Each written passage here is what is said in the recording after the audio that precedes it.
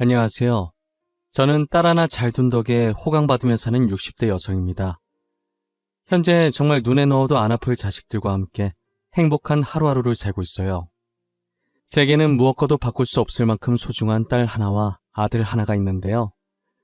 저는 오늘 여러분들께 제 딸에 대해 이야기해보려고 이렇게 사연을 보내게 되었어요. 저희 딸은 사실 제 친딸이 아니라 굉장히 특별한 인연으로 만나게 된 아이인데요.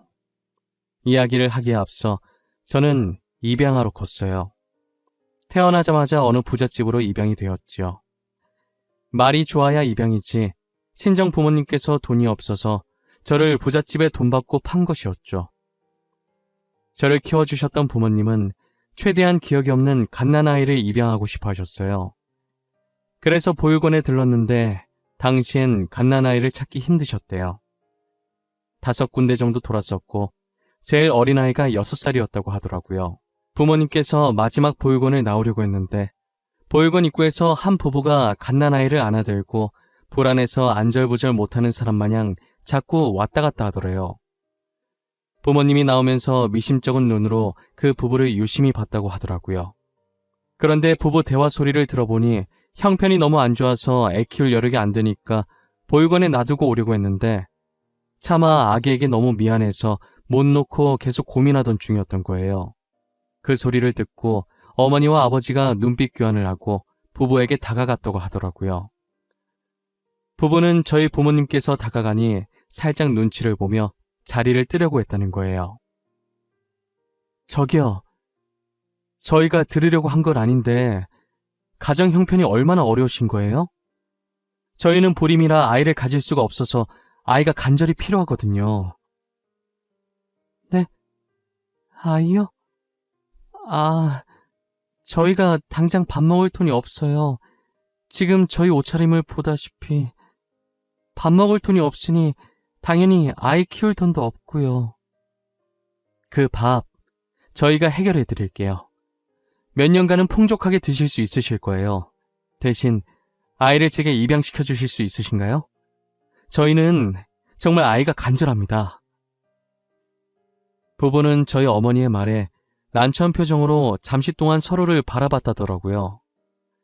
하지만 현실은 당장 지금 먹을 돈도 없으니 결국 저희 부모님께 돈을 받고 저를 넘겨준 거죠.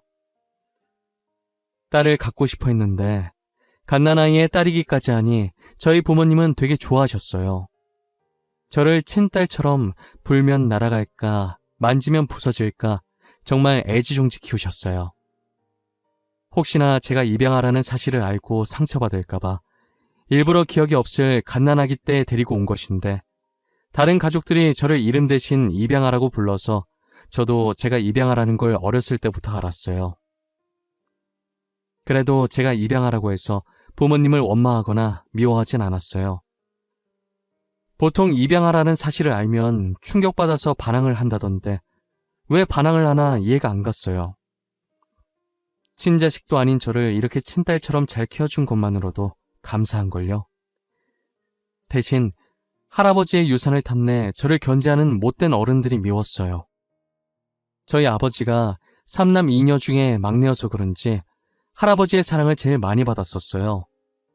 비록 제가 입양하긴 하지만 할아버지는 저를 친손녀처럼 인정해 주셨고 아버지의 딸이라는 이유로 손주들 중에서 저를 제일 이뻐하셨어요. 그래서인지 아버지의 형제들이 할아버지의 재산을 탐내고 제게 못되게 굴었었어요.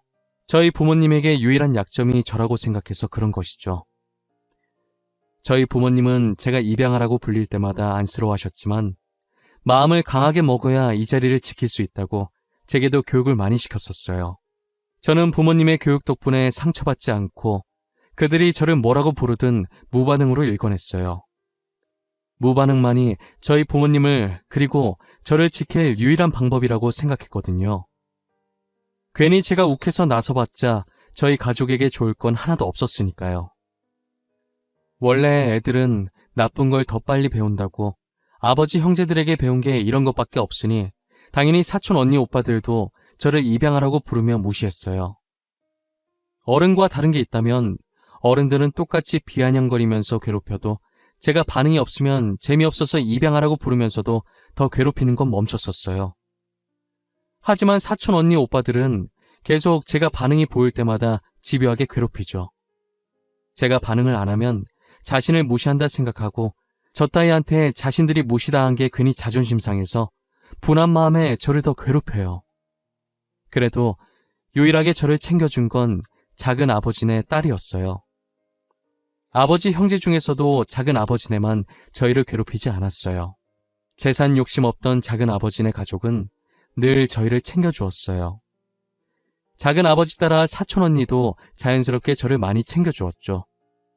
만약 사촌 언니가 없었다면 저는 적밖에 없는 이 집안에서 절대 버틸 수 없었을 거예요. 언젠간 사촌 언니를 도울 일이 있다면 어떤 일이든 도와줘야겠다고 마음먹었어요. 제가 25살이 되던 해 사촌 언니가 30살이었고 사촌 언니는 결혼을 앞두고 있었어요. 저는 결혼 축하 선물을 해주고 싶어서 사촌 언니와 함께 백화점에 갔었어요. 언니가 평소 가지고 싶어 했던 것을 선물로 사고 형부가 좋아할 만한 것도 사려고 구경을 하고 있었는데 한참 구경하다가 언니 휴대전화가 요란하게 울리기 시작하는 거예요. 형부한테 걸려온 전화였고 언니는 웃으면서 밝은 목소리로 전화를 받았어요. 언니가 전화 받을 때와는 다른 표정을 하더니 폰을 떨어뜨리고 달려나가는 거예요. 저는 언니의 폰을 주워들고 혹시나 놓칠까봐 빠르게 뒤따라갔어요. 아슬아슬하게 언니가 탄 택시에 저도 같이 탈 수 있었어요. 언니는 사시나무 떨리듯 몸을 떨면서 안절부절 못하더라고요. 기사님한테 병원으로 가달라고 하는데 저는 눈치껏 형부한테 무슨 일이 생겼다는 걸 알 수 있었죠. 소정아, 우리 오빠가 사고 나서 지금 병원에 아무 일 없어야 돼, 진짜. 아무 일 없어야 돼. 내가 오빠 없이 어떻게 살아. 언니, 아무 일 없을 거야. 형부 괜찮으실 거야. 형부가 얼마나 강한 사람인데 언니도 알잖아. 분명 아무 일 없을 거야. 아직 확인도 안 했는데 벌써부터 걱정하지 말자, 응? 나 너무 무서워. 아까부터 자꾸 안 좋은 기분이 들어. 옷 쌀게.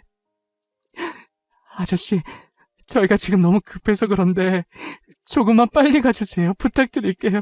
죄송합니다. 병원에 도착하니 형부는 침대 위에 누워 미동도 없었고 흰 천을 덮고 있었어요. 형부는 꽃을 사들고 언니를 만나러 오다 졸음운전 차량에 사고를 당하고 말았어요. 언니는 망연자실한 표정을 한 상태로 흰 천으로 덮인 형부를 안으며 눈물을 흘렸어요. 오빠 뭐야? 일어나. 나 놀래키려고 일부러 장난치는 거지? 그런 거지? 오빠, 왜 이러고 누워있는 건데? 자는 척 하지 마. 눈 좀 떠봐. 응? 내가 미안해.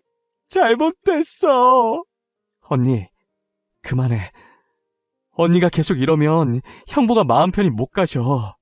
제발 그만해. 응? 나만 두고 가는 주제에 마음 편히 가면 안 되지. 걱정돼서 계속 돌아보게 만들 거야. 나쁜 놈. 오빠는 나쁜 놈이야. 혼자 가고 나도 데리고 가지. 나랑 같이 가지. 사촌 언니는 형부 장례식 동안에도 나쁜 놈이라며 중얼거리면서 하염없이 눈물을 흘렸고 장례식을 마친 후엔 언제 슬펐냐는 듯 다시 예전 모습으로 돌아갔어요. 당시 사촌 언니의 뱃속엔 조그만 생명이 숨쉬고 있었어요. 아마도 언니는 이 조그만 생명 때문에 악착같이 버텼던 것 같아요. 저는 겉모습만 봤을 때 잘 웃고 얘기도 잘하길래 언니가 괜찮아 보이는 듯 했어요. 하지만 언니의 속은 골물대로 다 골마 있었고 점점 시름시름 앓아갔어요. 결국 사촌 언니는 혼자서 마음의 병을 앓다가 세상을 떠나버렸어요. 엄마, 아빠 다 세상을 떠나버리고 혼자 남은 갓난아기 조카를 저마다 불쌍하다고 한마디씩 했죠. 다들 저 아이를 어쩌면 좋을지 이야기를 나누는데 제가 저 아이를 키워야겠다고 마음먹었어요. 그동안 언니가 제게 잘해줬으니 그 빚을 아이를 키우며 갚아 나가야겠다는 생각이 들더라고요. 처음엔 아이를 키우겠다는 제 의견에 저희 부모님께서 굉장히 반대를 하셨었어요. 소정아, 너 아직 결혼도 안 한 아가씨야. 너가 이 아이 키우면 결혼은 어떻게 하려고 그래? 은혜 갚는 건 좋다 이거야. 그런데 어떤 남자가 애 있는 여자랑 결혼하고 싶어 하겠어? 그래, 그건 네 엄마 말이 맞다. 우리가 그동안 네 의견에 반대한 적 있었니? 하지만 이건 진짜 아니야. 소정아, 다시 한 번만 잘 생각해보자, 응? 더 생각해볼 것도 없어요. 저는 이미 마음 정했어요. 이 아이, 제가 키울래요. 저도 엄마 아빠 부탁 거절한 적 단 한 번도 없어요. 하지만 이번만큼은 저도 물러설 수가 없어요. 부모님은 결혼도 안 한 25살짜리 아가씨가 무슨 아이를 키우냐며 나중에 결혼은 어떻게 하려고 하냐면서 미래를 생각하려며 절대 아이를 못 키우게 하셨어요. 저는 무작정 아이를 데리고 집으로 돌아왔고 부모님도 아이를 보고 불쌍하다 여겼는지 결국은 제 의견을 따라 아이를 키우라고 허락을 해주셨어요. 당시 저는 부모님께 소개는 안 드렸었지만 결혼을 약속한 남자친구가 있었어요. 아이를 데리고 오겠다고 부모님께 말하기 전에 남자친구에게 먼저 말했었어요.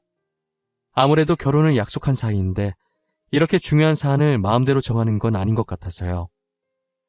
남자친구는 제 이야기를 듣더니 제 사정을 다 이해하더라고요. 남자친구는 그렇다 치지만 문제는 남자친구의 부모님이었죠. 아무리 제 친딸이 아니지만 그래도 애 있는 며느리를 누가 좋아하시겠어요? 결혼 허락받으러 갔을 때 고민을 엄청 하다가 아이에 대해 이야기를 했어요. 평소 남자친구 부모님과 친했었지만 이 일은 친한 것과는 별개이잖아요. 그래서 어떤 반응을 보이실지 걱정했는데 남자친구 부모님도 딱한 사정을 듣더니 이해해 주시는 거예요. 남자친구 부모님은 정말 좋으신 분들이라 그분들을 보고 배운 남자친구도 좋은 사람이었어요. 결혼 후에도 조카를 친딸처럼 친손녀처럼 되게 잘 챙겨주시고 결혼 전에도 가끔 아이를 자신의 집에 데리고 오라고 하고 우스꽝스러운 표정도 지어주면서 아이랑 잘 놀아줬었어요. 남자친구도 남자친구 부모님도 너무 감사하게 저희 조카를 너무 이뻐해 주었어요. 좋은 분들 덕분에 저희의 결혼은 문제없이 진행을 하게 되었어요. 남편과 저는 조카를 배 아파 낳은 친딸이라 생각하고 10년 동안 정성껏 키웠었어요. 혹시나 친자식을 낳으면 알게 모르게 무의식 중에라도 차별하게 될까봐 자식을 안 낳으려고 했었어요. 사실 조카가 너무 이쁘고 제 딸이라 생각해서인지 굳이 아이 계획도 세우지 않았었는데 결혼한 지 10년 만에 갑작스레 아들을 임신하게 되었어요. 그리고 비록 늦게 아들을 낳았어도 이쁜 조카와 항상 차별 없이 동등하게 똑같이 키웠어요. 조카는 단 한 번도 반항을 하지 않았고 한 번씩 겪는 사춘기도 없었어요. 일찍부터 철이 들어서 저희 말도 잘 듣고 나이차 많이 나는 아들과도 잘 지냈어요. 아무래도 저희 부부가 맞벌이다 보니 저희 아들은 거의 조카가 키웠다고 보면 될 정도예요. 조카가 아들을 엄청 이뻐해주고 조카가 큰 누나 노릇 톡톡히 해주더군요. 공부에는 전혀 관심 없었던 조카가 중학생이 되고부터는 누가 시키지도 않았는데 스스로 공부를 열심히 하더라고요. 고등학생 때는 진짜 자는 시간 제외하고 밤낮 할 것 없이 모든 시간을 책상 앞에만 붙어 있었고 코피를 흘려도 대충 코에 휴지 넣어놓고 공부를 했어요. 정말 독하다 싶을 정도였죠. 그렇게 15년 동안 악착같이 공부하더니 심리학과 의사가 되더라고요. 의사 가운을 입은 조카의 모습을 보니 너무 뿌듯했고 잘 자라줘서 고마웠고 언젠간 떳떳하게 언니를 다시 만날 수 있겠다는 생각을 했어요. 언니 딸, 내가 이렇게 멋있게 키웠다며 의사 만들어놨다면서요. 저는 조카 다 키웠으니 드디어 고생이 끝났다는 생각이 들었어요. 하지만 말썽 안 피우는 조카 대신 아들이 조카 몫까지 반항도 크게 하고 제 속을 많이 썩였었어요. 이제 막 고등학생이 된 아들은 대체 어디서 구한 건지 가방 안에서 담배곽이 나오더라고요. 저희 집엔 담배 피는 사람이 한 명도 없었거든요. 저희 부모님도 안 피시고 남편, 저, 그리고 딸까지 전부 비흡연자예요. 제가 늘 집에서 학교 다니다 보면 친구랑 어쩌다 한 번씩 싸울 수는 있어도 성인이 될 때까지 술, 담배는 절대 하지 말라고 교육을 시켰었거든요. 그런데 이렇게 떡하니 학생 가방 속에서 담배꽉이 나오니 화가 나는 거예요. 저는 담배꽉을 들고 가 게임하고 있는 아들의 머리에 내리꽂듯이 세게 던졌어요. 아들은 갑자기 날라온 담배꽉을 맞고 아픈지 머리를 문지르더니 저를 째려보더라고요. 네 가방 속에 이거 있던데 뭐야? 너 설마 담배 피니? 그런 거야? 내가 술, 담배는 안 된다고 그렇게 말했는데 어떻게 된 건지 설명해. 아씨, 엄마 왜 남의 가방을 뒤져보고 그래? 나는 사생활도 없어? 엄마가 한 행동 엄연히 사생활 침해인 거 알아? 아씨? 너 지금 엄마한테 아씨라고 한 거야? 내가 언제 그렇게 가르쳤어? 너 도대체 요즘 뭐라고 돌아다니는 거야? 어? 사고 치고 다니는 거 아니야?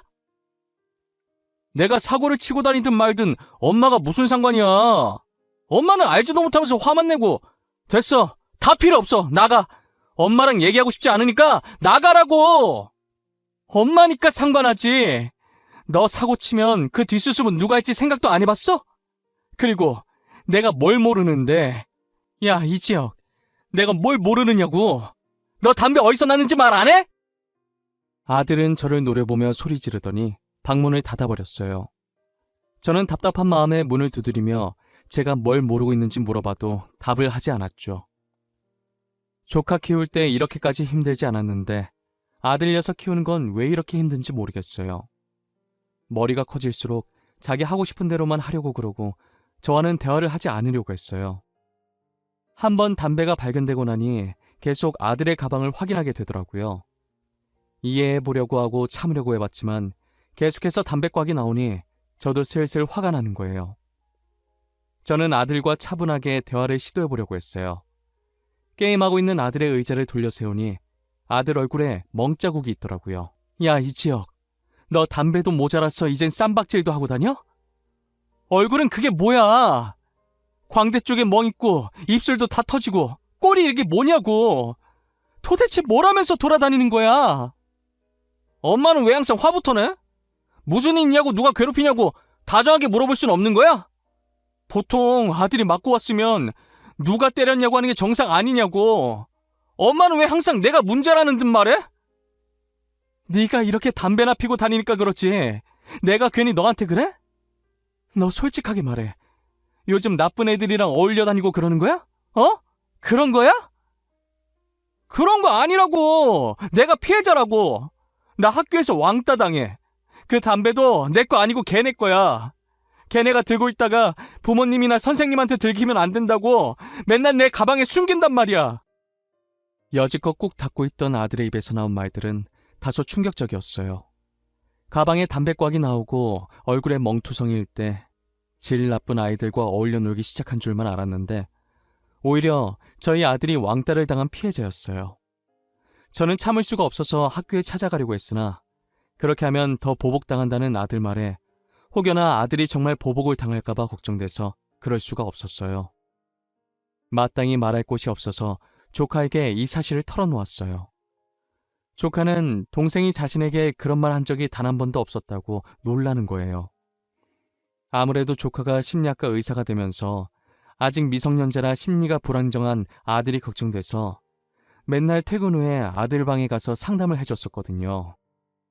요즘 네 동생이 학교에서 왕따 당하고 있다더라. 엄마가 돼서 그런 것도 모르고 혼만 내고 어린 것들이 벌써부터 누군가를 괴롭히고 따돌리고 말이야. 내가 어떻게 해야 할지 모르겠어. 엄마, 지혁이가 왕따 당하고 있대? 자기가 자기 입으로? 나한텐 그런 말 없는데. 나 매일 지혁이랑 이야기 나누잖아. 근데 단 한 번도 그런 말 한 적이 없어. 너가 걱정할까봐 그런 모양이야. 나한테도 계속 말 안 하다가 이렇게 혼나는 게 억울했는지 참다 결국 터져서 말한 거거든. 이걸 진짜 어떻게 하는 게 좋을까? 근데 지혁이 말도 맞아. 우리가 괜히 섣불리 나섰다가는 지혁이만 더 피 입을 수도 있어. 일단 확실한 증거를 잡고 걔네 강제 전학 보내든 징계를 받게 하든 하고 지혁이를 다른 곳에 전학 보내자. 어떻게 증거를 잡지? 우리가 계속 따라다니면서 증거를 수집할 순 없잖아. 녹음기를 사자. 조그마한 녹음기를 지혁이 교복 자켓 주머니에 넣는 거야. 그리고 지혁이가 끼고 있는 안경도 카메라 달린 안경으로 바꾸자. 그걸로 증거를 모으는 거지. 조카는 확실한 증거를 잡기 위한 대책을 말해줬고, 조카의 말대로 녹음기와 카메라가 달린 안경을 사서 녹음기는 아들 몰래 교복 자켓 주머니 안에 넣고 안경은 책상 위에 올려놨어요. 안경이 기존에 끼던 거랑 디자인이 비슷해서 아들은 아무 의심 없이 안경을 끼고 나가더라고요. 저는 하루 종일 일이 손에 잡히지 않았고 아들의 학교 시간만 손꼽아 기다리고 있었어요. 아들은 그날도 학교에서 안 좋은 일이 있었는지 자켓이며 교복이 흙투성이로 더럽혀져 돌아왔습니다. 저는 확실한 증거가 있을 거라 생각하고 아들이 씻으러 들어갔을 때 녹음기만 살짝 들고 나왔어요. 제 방문을 걸어 잠그고 떨리는 손으로 녹음기 재생 버튼을 눌렀어요. 저는 녹음기에서 나오는 음성을 듣고 충격을 받아 손으로 입을 틀어 막았어요. 야, 전에 학교 앞에서 너랑 떡볶이 먹던 여자 진짜 네 누나 맞냐? 나이 차이 꽤 있는 것 같던데? 누나가 아니라 엄마 아니야? 사고 쳐서 너 낳은 거 아니냐고. 그런 거 아니야. 우리 누나 맞아. 그리고 나를 괴롭히는 건 괜찮지만 우리 가족까지는 건들지 말았으면 좋겠어. 부탁할게. 야, 많이 컸네 우리 지혁이. 우리한테 눈도 제대로 못 보는 주제에 이제 부탁도 다 하고. 우리 가족까지는 건들지 말았으면 좋겠어. 부탁할게. 하, 진짜 골 때리네 얘. 우리가 뭘 했다고 그래. 우린 너네 가족 손끝 하나도 안 건드렸어. 누가 들으면 오해하겠다. 그치? 그러게. 우릴 왜 나쁜 사람들로 만드실까? 아직 정신을 제대로 못 차렸네. 덜 맞아서 그러나? 더 맞아야 정신을 차리려나? 왜? 계속 우리 심기를 건들고 그러실까? 어? 가족을 상대로 막말도 서슴없이 하고 저희 아들을 괴롭히는 말도 서슴지 않았어요. 조카와 아들을 희롱하더니 아들이 그만해달라고 하자 차마 들을 수 없는 소리들이 들리기 시작했어요.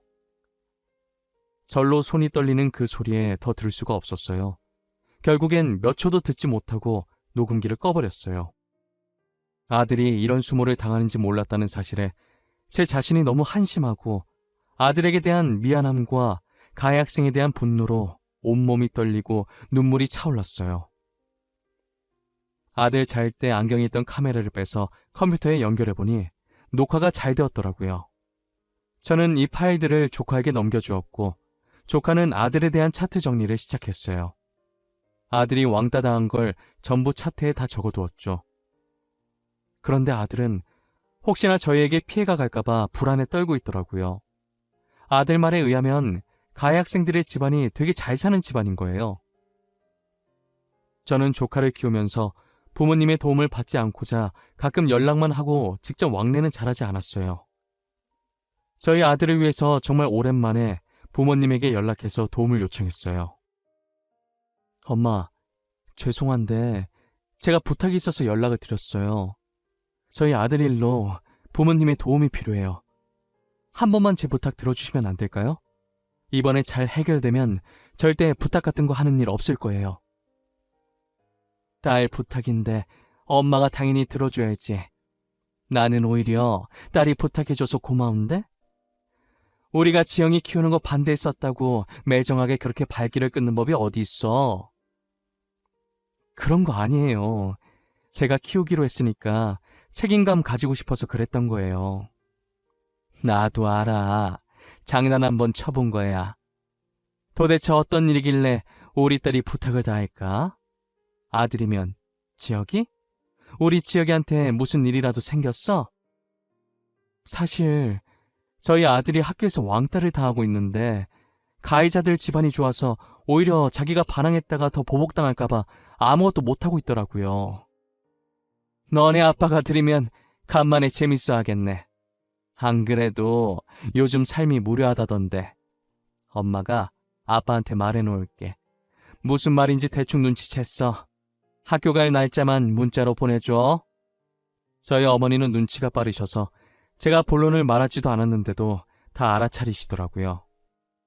어떻게 하라는 말도 안 했는데 알아서 다 하겠다며 날짜만 문자로 보내달라고 하고 쿨하게 끊으셨어요.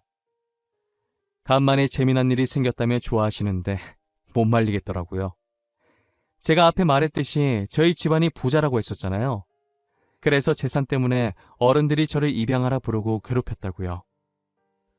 저희 집안이 웬만한 기업들과는 거의 다 손을 잡고 있어서 상대가 잘 사는 집안이라고 해봤자 다 거기서 거기고 대부분 저희 집안이 투자금을 쥐어준 집안일 거예요. 저희 집안은 가족끼리만 돈 가지고 싸움을 벌이지 밖에서는 부자라고 티를 잘 내지 않아요. 예전에 티냈다가 돈 노리고 접근하는 사람들이 많아서 계속 당하다 보니 티를 안 내게 됐어요. 저희 아버지도 돈 자랑하거나 집안 자랑하는 것을 별로 안 좋아하시는데 이렇게 상대가 먼저 집안 좋다고 시비를 걸어온다면 말이 달라졌죠. 엄마한테 학교에 갈 날짜를 찍어 보내줬더니 그날 학교에 오신 부모님 패션을 보고 역시나 그럴 줄 알았다는 듯이 고개를 저었어요. 명품은 기본이고 브랜드별로 최고로 비싸고 전 세계에 몇 개 없는 한정판 차도 새로 뽑으셨더라고요. 고개를 빳빳하게 들고 입꼬리를 한쪽만 올리고 웃으면서 들어오시는데 어찌나 웃긴지 몰라요. 뒤늦게 온 가해자 학부모들도 꽤나 빼입고 아들들과 함께 당당하게 등장을 했는데 처음엔 기세등등하게 콧대 세우고 등장했다가 저희 부모님을 보고는 기가 점점 죽더라고요. 그러더니 전 세계에 5개밖에 없는 한정판 아니냐고 수군거리다가 제가 헛기침을 하니 자기들도 헛기침하면서 아무 말도 안 한 척 시치미를 뗐어요. 이렇게 시간 개념이 없어서야 원. 가해자 주제, 시간까지 안 지키면 어쩌자는 거야? 자기네들만 바빠? 우리도 바쁜 사람들이야. 이러니 애들이 보고 배우는 게 없는 거야. 어머, 누가 가해자라는 거예요? 지금 저희 아들이 가해자라는 말이에요? 저희 아들이 왜 가해자예요? 길거리 꽃도 소중하게 여기는 아이예요. 길거리 꽃도 소중하게 여기는 애가 우리 손자는 왜 그렇게 밟았대? 얼마나 무자비하게 밟던지 차마 내 두 눈 뜨고 볼 수가 없던데. 어머니는 가해자 학부모들을 살짝 째려본 후 녹음본이 든 USB를 담임 선생님께 건넸어요. 선생님이 컴퓨터에 연결해서 영상을 재생시켰고 스피커를 통해 아들이 맞는 소리와 가해 학생들이 저희 아들에게 희롱하는 목소리들이 흘러나왔어요. 그리고 조카가 조용히 가방에서 저희 아들 심리 상담했던 차트를 꺼내서 선생님께 건넸어요. 조카는 가해 학생들의 학부모의 눈을 똑바로 보면서 가해 학생들의 강제 전학을 원하고 저희 아들의 정신적 피해 보상도 원한다고 똑부러지게 말하더라고요. 결국 가해 학생들은 아들과 마주치지 못하도록 타 지역으로 강제 전학을 시켰고 아들은 매주 상담을 받으며 피해 보상도 계속 청구 중이에요. 그리고 역시나 가해자 학부모들은 저희 집안에 투자금을 받고 있던 집안이었고 부모님은 그 집안에 들어간 투자금을 다 회수해버렸어요. 돌이켜보니 이번 일은 저희 부모님과 조카의 합작이고 저는 아무것도 한 게 없네요. 저는 학교에서 나오면서 부모님과 조카에게 진심으로 고맙다고 했어요. 부모님은 조부모로서 할 일을 한 거라고 하시면서 쿨하게 돌아서시더라고요. 조카는 제 손을 꼭 잡고 잘 끝나서 다행이라며 눈물을 글썽거렸어요. 저는 집으로 돌아오는 길에 조카와 아들 손을 꼭 잡고 이런저런 이야기를 참 많이 했어요. 그러다 문득 조카가 왜 심리학 의사가 됐는지 궁금하더라고요. 딸, 근데 전부터 궁금했는데 갑자기 왜 심리학 의사가 된 거야? 너 원래 작곡가가 꿈이라면서 작곡학원 알아보고 그랬었잖아. 엄마 때문에 마음고생 많았던 우리 엄마 생각나서 그랬어. 지금 내 옆에 있는 우리 엄마 말고 돌아가신 엄마 말이야. 너 그거 어떻게 알았어? 언제부터 알았던 거야? 나 말한 적 없는 것 같은데. 조카는 자신이 친딸이 아니라 입양아였다는 사실을 다 알고 있는 거예요. 알고 보니 중학생 때 뭐 가지러 안방에 들어왔다가 우연히 화장대 서랍에 있던 제 다이어리를 보고 저희가 친부모가 아니라는 사실을 알게 되었다고 하더라고요. 사촌 언니의 아이를 저희가 친딸처럼 키워왔고 그게 자신이라는 걸 알게 되었죠. 그 사실을 알고 중학생 때부터 공부를 열심히 했었대요. 돌아가신 친어머니가 친아버지 때문에 마음고생하다가 세상을 떠난 걸 알고 공부를 열심히 해서 사람들 마음의 병을 치료해야겠다는 생각을 했다네요. 그런데 이렇게 동생을 왕따 피해자로 상담하게 될 줄은 몰랐다고 하더라고요. 조카는 자신을 친딸처럼 생각하고 이렇게 잘 키워줘서 고맙다고, 늘 감사한 마음으로 살았다고, 고생 정말 많이 하셨다고 하면서 절 안아주는 거예요. 이런 날이 오면 눈물이 날 줄 알았는데 눈물보다는 웃음이 나더라고요. 조카가 그렇게 느낄 정도로 내가 좋은 엄마였구나, 좋은 엄마 되기 성공했구나 싶었어요. 아들은 우리의 말에 놀라서 입을 쩍 벌리더라고요. 누나가 자기 친누나가 아니었냐고 하면서요. 저는 고등학생이 된 아들이 충격받아서 누나라고 안 부르면 어쩌나 했는데 자긴 누나가 너무 좋다면서 계속 친누나 해달라고 우는 거예요. 조카는 아들 눈물을 닦아주면서 누나 계속 할 거니까 울지 말라며 달래줬어요. 영원히 저희 부부의 딸이고 저희 아들의 누나임은 변하지 않다고 하면서요. 지금도 여전히 저를 엄마라고 부르며 친모녀처럼 잘 지내고 있어요. 저희 아들도 한 번 누나는 영원히 누나라며 예전이나 지금이나 조카랑 사이좋게 잘 지내요. 다른 학교로 전학 가서 적응도 잘하고 있고요. 저는 더도 말고 덜도 말고 딱 지금만큼만 저희 가족이 행복했으면 좋겠어요. 저의 이야기는 여기까지입니다. 입양하라고 해서 다른 사람과 다른 건 아무것도 없습니다. 전 배 아파 낳았든 마음으로 낳았든 다 같은 자식이라고 생각해요. 여러분들도 입양하라고 해서 친부모한테 버림받았다고 불쌍하다는 생각을 하지 않았으면 좋겠어요.